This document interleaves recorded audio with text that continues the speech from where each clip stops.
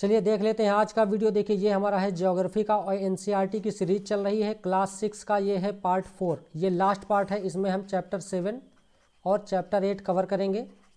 और आज ये एनसीईआरटी जो ज्योग्राफी का क्लास 6 का ये एनसीईआरटी है वो समाप्त हो जाएगी। ठीक है, तो ये यूपीएससी और अदर स्टेट पीसीएस के लिए बहुत ही इंपॉर्टेंट है ये सीरीज़। चलिए देखते हैं। तो ये है हमारा चैप्टर 6। चैप्टर 7 है हमारा क्या, हमारा देश भारत। हमारा देश भारत, आवर कंट्री इंडिया। तो अब हमको इसमें क्या देखना है, ये एनसीईआरटी क्लास 6 चैप्टर 7 है। ठीक है, देखिए इसमें हमको क्या क्या देखना है। तो सबसे पहले हम देख लेते हैं भारत के बारे में कि इसकी स्थिति क्या है। ठीक है, इसकी स्थिति क्या है, तो स्थिति है इसकी उत्तरी गोलार्ध में। ठीक है, तो संपूर्ण भारत जो है हमारा वो उत्तरी गोलार्ध में स्थित है। और कर्क रेखा जो है वो भारत के लगभग, कर्क रेखा जिसे हम बोलते हैं ट्रॉपिक ऑफ कैंसर। ठीक है, ट्रॉपिक ऑफ कैंसर, ये लगभग भारत के मध्य से गुजरती है। लगभग भारत के मध्य से गुजरती है। देखिए चूँकि क्लास 6 के एनसीईआरटी है तो इसमें बहुत डिटेल में नहीं हमको जाना है। लेकिन अगर हम थोड़ा सा डिटेल की बात करें तो आगे आपसे पूछेगा कि ये कर्क रेखा भारत के लगभग मध्य से तो गुजरती है, लेकिन ये किन स्टेट से, किन किन राज्यों से होकर गुजरती है। ठीक है, तो अभी हम देख लेते हैं कि 8 राज्यों से होकर गुजरती है, वो कौन कौन से स्टेट्स हैं। अब हम देख लेते हैं हमारे भारत का अक्षांशीय और देशांतरी विस्तार। ठीक है, तो भारत का अक्षांशीय विस्तार कितना है, तो 8 डिग्री 4 मिनट उत्तरी अक्षांश से, ये है आपका 37 डिग्री 6 मिनट उत्तरी अक्षांश तक। और देशांतरी विस्तार कितना है, तो 68 डिग्री 7 मिनट पूर्वी देशांतर से 97 डिग्री 25 मिनट पूर्वी देशांतर तक। ठीक है, तो ये अक्षांशीय विस्तार हो गया हमारा और ये देशांतरी विस्तार हो गया। तो हमारा देश भारत, इसमें हमने क्या देखा, भारत की स्थिति देख ली है। ठीक है, कहाँ है, अब हम इसको ग्लोब में देख लेते हैं। ये देखिए ये है हमारा भारत।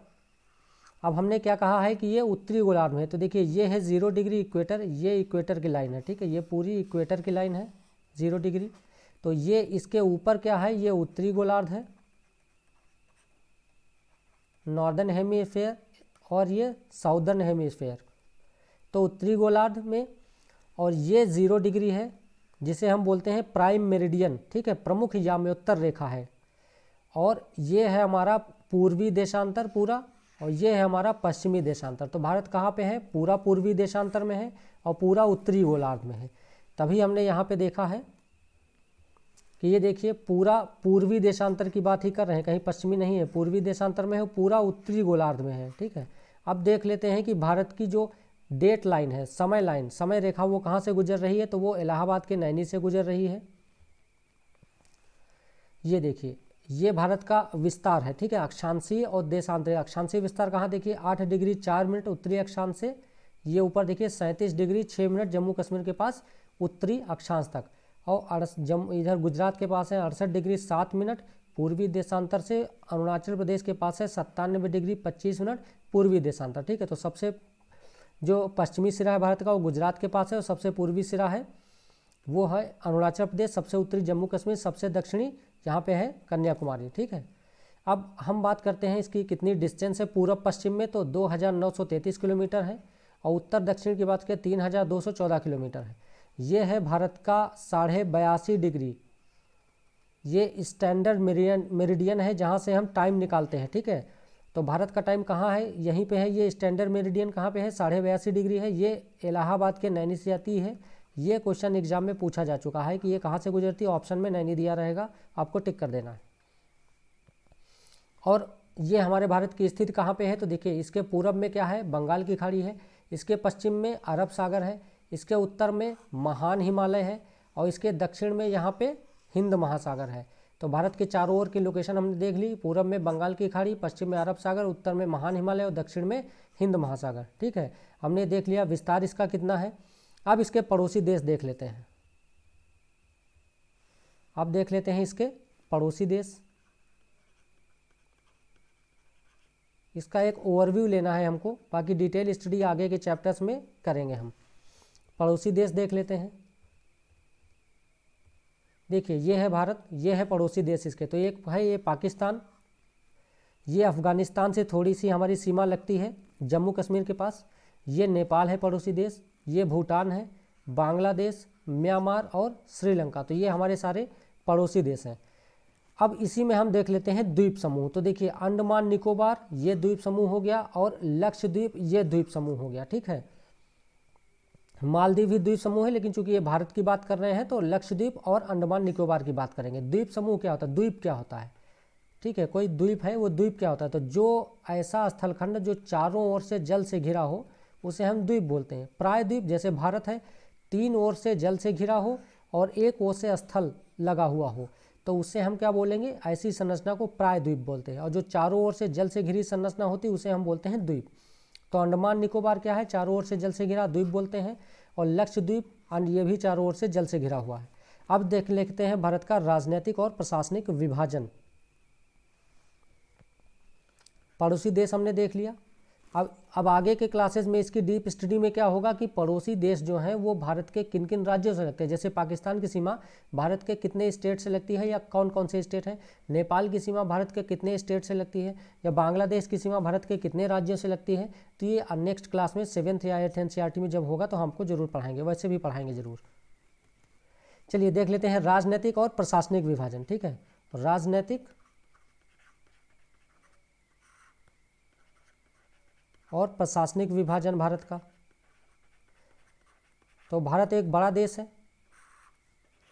और चूंकि क्षेत्रफल अधिक है, बड़ा देश होने के कारण प्रशासनिक सुविधा की दृष्टि से इसको वर्तमान में 28 राज्यों और 8 केंद्र शासित प्रदेशों में विभाजित किया गया है। 8 यूनियन टेरिटरीज हैं, 28 राज्य हैं। ठीक है, ये आपको पता होंगे। 8 यूनियन टेरिटरीज हैं, ये हम बता देते हैं। तो एक कौन सा है, दिल्ली है,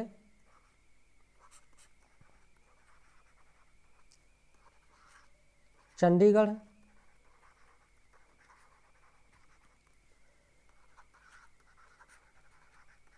दादरा एंड नगर हवेली,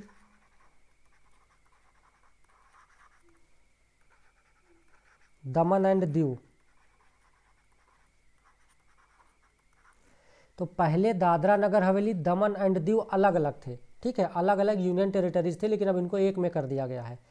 अब चौथे की हम बात करते हैं तो जम्मू कश्मीर, 5वें की बात करते हैं लद्दाख, 6ठे की बात करते हैं पुदुचेरी, 7वें की हम बात करते हैं तो लक्षद्वीप, 8वें की बात करते हैं अंडमान निकोबार।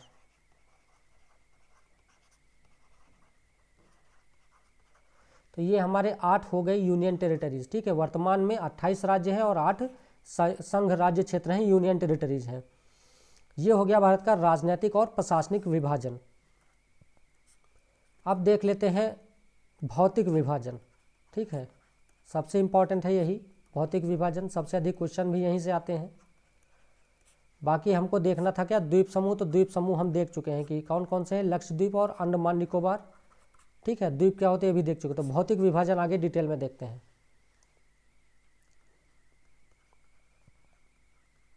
भौतिक विभाजन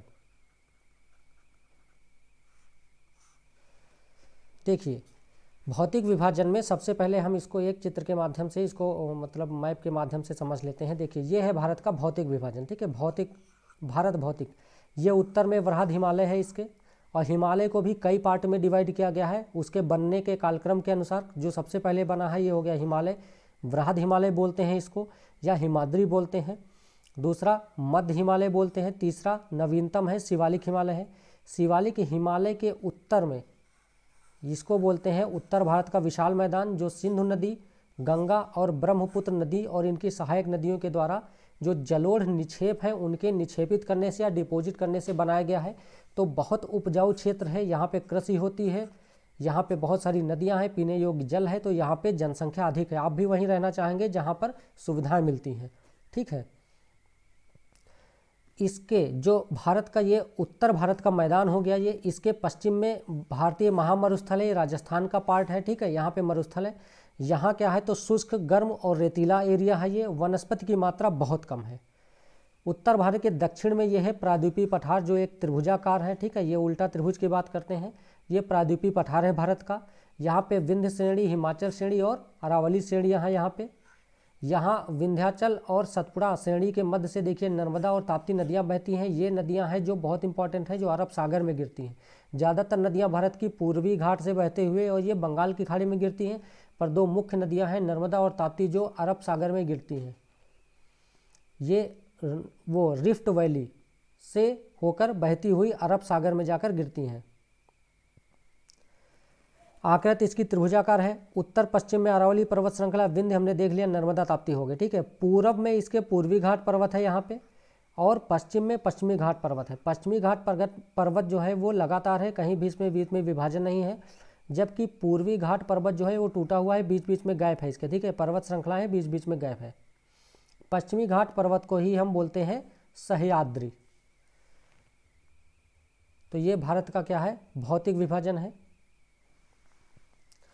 देखिए, तो सबसे पहले भारत के भौतिक विभाजन में क्या है, सबसे उत्तर में क्या है, उत्तर में तो हिमालय है, जिसको हम बोलते हैं वृहद हिमालय, ठीक है, वृहद हिमालय, या इसी को हम क्या बोलते हैं, हिमाद्री।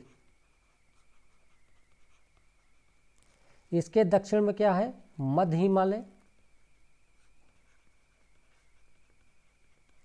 या हिमाचल हिमालय, इसको हम बोलते हैं, ठीक है, हिमाचल हिमालय। इसके दक्षिण में क्या है, जो नवीनतम श्रेणी, उसे हम बोलते हैं शिवालिक, शिवालिक हिमालय। शिवालिक के दक्षिण में क्या है, तो ये है उत्तर भारत का विशाल मैदान, उत्तर भारत का विशाल मैदान, विशाल मैदान। अब ये मैदान किससे बना है, तो सिंधु गंगा ब्रह्मपुत्र, सिंधु गंगा ब्रह्मपुत्र और इसकी सहायक नदियों के द्वारा लाए गए, इसकी सहायक नदियों द्वारा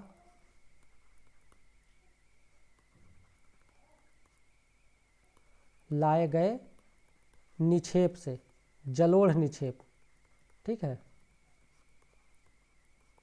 नदियां जब पर्वतीय क्षेत्र से उतरती हैं तो अपने साथ अपर्दन की क्रिया के द्वारा क्या करती हैं, वो पहाड़ी चट्टान को छोटे छोटे टुकड़ों में विभाजित, टूटती हुई चलती हैं और साथ में बहाती हुई लेके चलती है। तो उसी में सिल्ट होती है, रेत होती है, क्ले होती है, तो इन सब को लाके जहाँ डिपॉजिट कर देती है, उसी को हम बोल देते हैं विशाल मैदान, जो बहुत ही उपजाऊ होता है। तो यहाँ पे ये उपजाऊ बहुत अधिक है, इसीलिए यहाँ की जनसंख्या अधिक है, ठीक है। अब उत्तर भारत के बाद इधर पश्चिम की बात करेंगे, तो हम पश्चिम भारत में क्या है, पश्चिमी क्षेत्र में इसके, तो पश्चिमी क्षेत्र में इसके है भारतीय महामरुस्थल, भारतीय महामरुस्थल। और ये मरुस्थल कैसा है, तो गर्म है, शुष्क है, रेतीला है, गर्म है, शुष्क है, रेतीला है, ठीक है। यहाँ पर वनस्पति की मात्रा सबसे कम है, वनस्पति की मात्रा बहुत कम है। ये हमारा भौतिक विभाजन ओवरव्यू हो गया। चूँकि क्लास 6 की एनसीईआरटी है तो बहुत डिटेल में जाने की ज़रूरत नहीं है, आगे की क्लास में हम डिटेल में जाएंगे। अब कुछ क्वेश्चन यहाँ देख लीजिए। देखिए, हिमालय के सबसे दक्षिणी भाग को क्या कहते हैं, तो हिमालय के सबसे दक्षिणी भाग को शिवालिक की बात करेंगे। सह्याद्री को अन्य किस नाम से जाना जाता है, तो हमने अभी देखा पश्चिमी घाट पर्वत को हम सह्याद्री के नाम से जानते हैं, ठीक है। तो ये क्लास 6 की एनसीईआरटी थी। क्या था, हमारा देश भारत, हमने ओवरव्यू ले लिया, इसकी स्थिति कैसी है, कहाँ पर है, ये कर्क रेखा किन किन राज्यों से गुजरती है, ये भी देख लेते हैं अभी। देखिए, ये कर्क रेखा है, ट्रॉपिक ऑफ कैंसर, ये भारत के लगभग मध्य से गुजरती है। कितने राज्यों से गुजरती है, 8 राज्यों से। गुजरात, महाराष्ट्र, मध्य प्रदेश, गुजरात राजस्थान, सॉरी महाराष्ट्र इधर है, गुजरात, राजस्थान, मध्य प्रदेश, छत्तीसगढ़, झारखंड, पश्चिम बंगाल और त्रिपुरा, मिजोरम, 8 राज्यों से होकर ये ट्रॉपिक ऑफ कैंसर गुजरती है। ठीक है, अब इसमें और अधिक डीप से क्वेश्चन पूछेगा तो आपसे ये पूछ लेगा 4 राज्यों के कोई नाम दे देगा। ठीक है, ये राज्य के 4 शहरों के कोई नाम दे देगा और पूछ लेगा कि कौन सा शहर ये कर्क रेखा के सबसे नज़दीक है। ठीक है, तो वो बहुत डीप की बात है। तो ये हमारी क्लास 7 की एनसीईआरटी हो गई, हमारा देश भारत। अब हम क्लास 8 की एनसीईआरटी कवर करते हैं इसी में।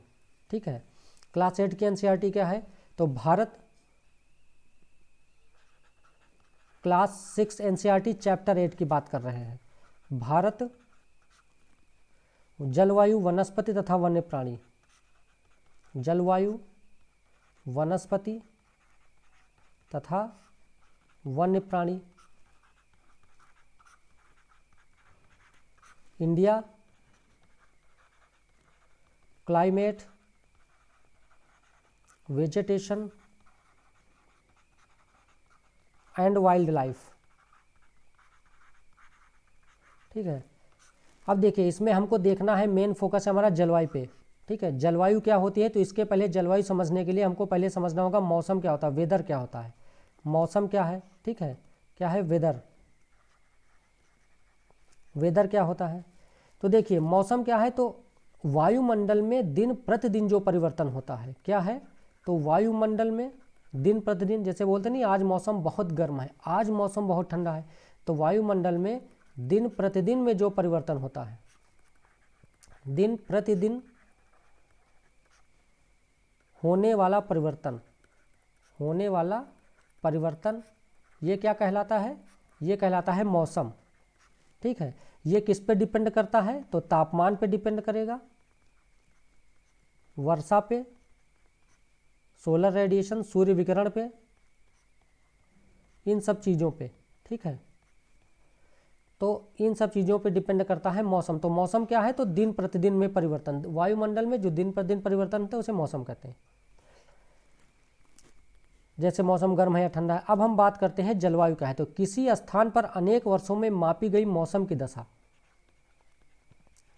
किसी स्थान पर अनेक वर्षों में जो मौसम होता है वो होता है जलवायु। तो वायुमंडल में दिन प्रतिदिन परिवर्तन मौसम, और अनेक वर्षों में मौसम वो होगा जलवायु। तो किसी स्थान पर अनेक वर्षों में, अनेक वर्षों में मापी गई मौसम की दशा, मापी गई मौसम की दशा, इसको हम क्या बोलते हैं, इसको बोलेंगे हम जलवायु, क्लाइमेट। अब बात करते हैं हम भारत की जलवायु की। ठीक है, तो भारत की जलवायु कैसी है, तो भारत की जलवायु है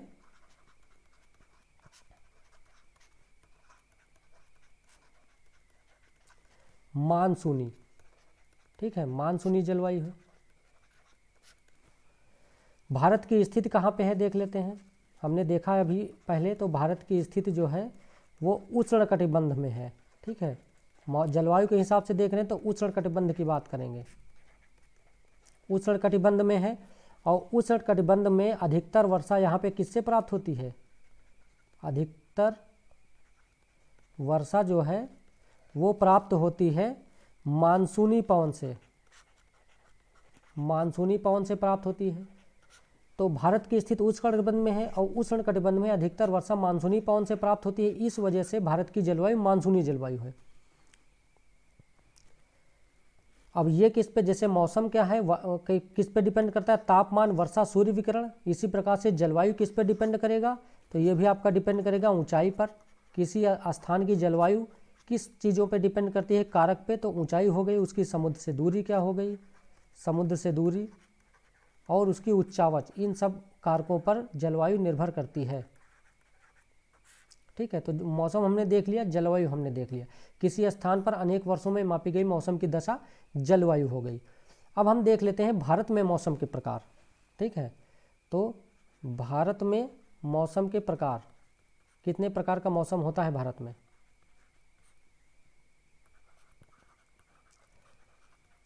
देखिए भारत में मौसम के प्रकार, तो एक मौसम होता है यहाँ पे दिसंबर से फरवरी, एक मौसम होता है यहाँ पे मार्च से मई, एक मौसम होता है यहाँ पे जून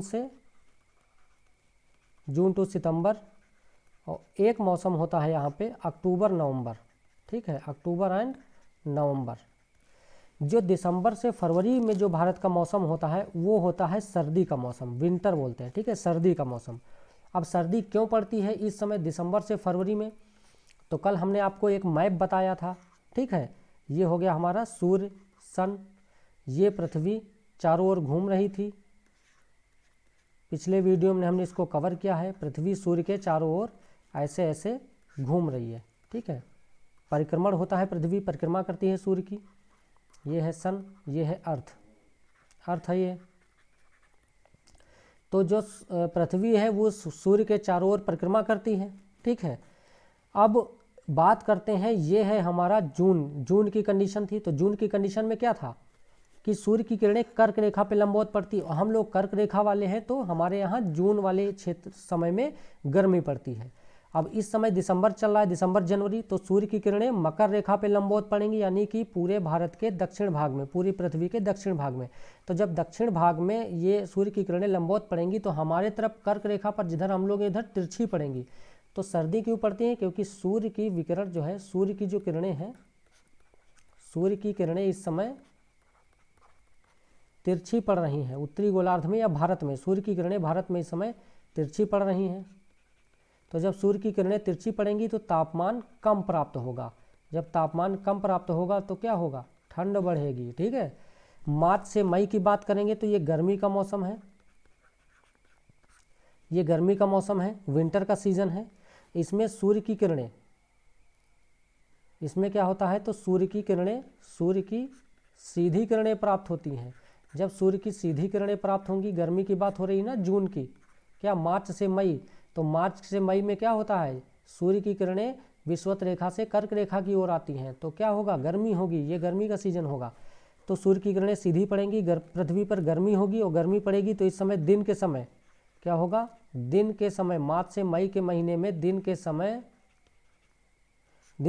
गर्म एवं शुष्क पवन चलती है, जिसे हम क्या बोलते हैं? लू बोलते हैं। ठीक है, उत्तर भारत में लू चलती है इस समय मार्च से मई के समय में। जून से सितंबर का मौसम कैसा होगा? रेनी होगा, वर्षा का मौसम होगा। वर्षा कैसे होती है? तो दक्षिण पश्चिम मानसून से अधिक वर्षा प्राप्त होती है। दक्षिण पश्चिम मानसून आगे चल के डिटेल में पढ़ेंगे कैसे आता है ये हमारे। तो वर्षा कैसे होती है? तो देखिए इस समय क्या होता है, जो पवन होती है वो अरब सागर और बंगाल की खाड़ी से कहाँ चलती है? स्थल की ओर चलती है। पवन किधर से चलती है? तो अरब सागर और बंगाल की खाड़ी से स्थल की ओर चलती है। ठीक है, तो ये हो गया हमारा भारत का मैप। ये हो गया अरब सागर और ये हो गया बंगाल की खाड़ी। यहाँ से हवाएं ऐसे चलती हैं स्थल की ओर। ठीक है, ऐसे स्थल की ओर चलती हैं, ये स्थल है। और स्थल की ओर जब हवाएं चलती हैं तो रास्ते में अगर कोई पर्वत श्रृंखला आ जाती है, ये हवाओं के रास्ते में अगर कोई पर्वत आ जाता है, कोई पहाड़ पर्वत श्रृंखला आ जाती है, तो क्या होता है, ये हवाएं चूंकि समुद्र से होते हुए स्थल पे जा रहे हैं तो इन हवाओं में नमी होगी, ये अपने साथ जलवाष्प को लेके जा रही हैं। और जब रास्ते में पर्वत पड़ेगा तो इन हवाओं का क्या होगा? आरोहण होगा। पर्वत से टकरा के ऊपर उठेंगी, इसे बोलते हैं आरोहण, ऊपर उठना। और जब ऊपर उठेंगी तो हवाओं में संघनन होगा, हवाएं ठंडी होंगी। और जब संघनन होगा तो जो जलवाष्प था वो वायु की वो वर्षा की बूंद के रूप में बन जाएंगी, वर्षा की बूंद बन जाएंगी। और पानी की बूंद क्या होगी? पृथ्वी के गुरुत्वाकर्षण के कारण पृथ्वी पे आ जाएगी, जिससे हम बोलते हैं वर्षा हो रही है। तो वर्षा कैसे होती है? तो दक्षिण पश्चिम मानसून में क्या होता है कि अरब सागर बंगाल की खाड़ी से हवाएं चलती हैं सतह की ओर, स्थल की ओर, और फिर पर्वत से टकराकर ऊपर उठती हैं और संघनन होता है और वो वर्षा कर देती हैं। अब हम बात करते हैं अक्टूबर से नवंबर माह की। ठीक है, इसे बोलते हैं मानसून के लौटने का समय। क्या? मानसून के लौटने का समय, मानसून के लौटने का समय। ठीक है, लौटने का समय का मतलब क्या हुआ? तो इसमें जो पवन होती है वो स्थल भाग से बंगाल की खाड़ी की ओर चलती है, बंगाल की खाड़ी की ओर चलेगी, ठीक है। पवन स्थल मार्ग से बंगाल की खाड़ी की ओर चलेगी। इस मैप में देखिए, ये स्थल मार्ग से बंगाल की खाड़ी की ओर चलेगी और ये व्यापारिक पवन का क्षेत्र है। तो व्यापारिक पवन की दिशा किधर होती है? पूरब से पश्चिम। तो इधर से आके इधर मुड़ जाएंगी, पूरब से पश्चिम हो जाएंगी। तो ये जो तमिलनाडु आंध्र प्रदेश का क्षेत्र है, यहाँ पे अधिक वर्षा प्राप्त होगी। तो जो अक्टूबर नवंबर माह में वर्षा होगी वो कहाँ होगी? तमिलनाडु और आंध्र प्रदेश में। तो तमिलनाडु आंध्र प्रदेश में वर्षा, अधिकतर वर्षा तमिलनाडु और आंध्र प्रदेश में कहाँ से प्राप्त होती है? तो मानसून के लौटते समय अक्टूबर या नवंबर माह में प्राप्त होती है, ठीक है। तो ये हो गया भारत में मौसम के प्रकार, 4 प्रकार के मौसम होते हैं। चलिए, तो ये चैप्टर का नाम क्या था? देखिए, इसका नाम था भारत जलवायु, वनस्पति और वन्य प्राणी, ठीक है। तो जलवायु हमने समझ लिया, मौसम समझ लिया। वनस्पति वेजिटेशन, तो जो प्राकृतिक वनस्पति है वो क्या होती है? प्राकृतिक वनस्पति होती है जब मानव के बिना हस्तक्षेप के झाड़ियाँ, पेड़ पौधे ये सब अपने आप स्वयं ही उगते हैं बिना मानव के हस्तक्षेप के, उसे बोलते हैं प्राकृतिक वनस्पति। वन्य प्राणी, तो जो भी वन में रहते हैं, शेर, बाघ, चीता, बंदर, हाथी, भालू, तो जो वन में रहने वाले प्राणी हैं उसे हम बोलते हैं वन्य प्राणी। देखिए, ये हमारी एनसीईआरटी सीरीज चल रही है, ठीक है। एनसीईआरटी सीरीज चल रही है, इसमें हमने ज्योग्राफी से शुरुआत की है और हम स्टार्ट करेंगे एनसीईआरटी क्लास 6 से 12th तक, और इसी में हम अपना मैटर ऐड करेंगे, ठीक है। कौन सा? तो एडवांस बुक का इसी में जो बचेगा वो मैटर ऐड करेंगे और लास्ट में हम क्वेश्चंस भी कराएंगे। तो अभी तक हमने जो 4 वीडियोस किए हैं वो क्लास 6 के एनसीईआरटी के थे। क्लास 6 की एनसीईआरटी आज हमारी समाप्त हो चुकी है, पूरी कवर हो चुकी है। अब नेक्स्ट वीडियो हमारा हिस्ट्री का आ सकता है, ठीक है। तो देखिए, हफ्ते में हम 3 क्लासेस चलाएंगे, मतलब 3 सब्जेक्ट की क्लासेस चलाएंगे। ज्योग्राफी हो गई, एक हिस्ट्री हो जाएगी और एक हो जाएगी आपकी साइंस, ठीक है। तो इसी प्रकार से हम एक एक करके सारे वीडियोस कवर करेंगे। मैंने बोला है कि यूपी पीसीएस 2022 का जो सिलेबस है वो हम जून तक कवर कर देंगे, ठीक है। तो चलिए, आज के वीडियो में इतना ही, मिलते हैं नेक्स्ट वीडियो में।